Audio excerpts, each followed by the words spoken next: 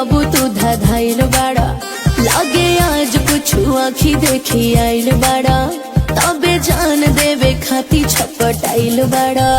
देहिया में आग लगा के देवता भीतर के जगा के, काहे झनकलू झमका के, दांते से ओढ़नी दबा के, अपना जीजा से भाव खा के नाचे।